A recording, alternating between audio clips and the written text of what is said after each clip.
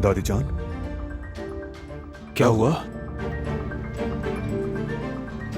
दादी जान, आप ठीक हैं? दादी जान चले, अंदर चल के थोड़ा सा आराम करने चले आए।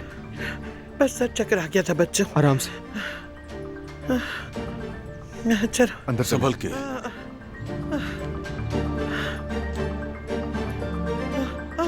आराम से।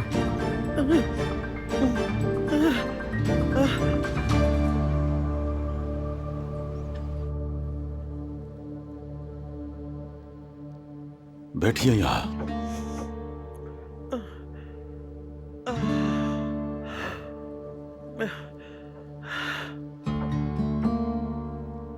क्या हुआ? खैरियत तो है अम्माजान? ठीक हूँ बेटा, शुक्रिया। फिक्र की कोई बात नहीं, बस एक लम्हे को आंखों के आगे अंधेरा छा गया था।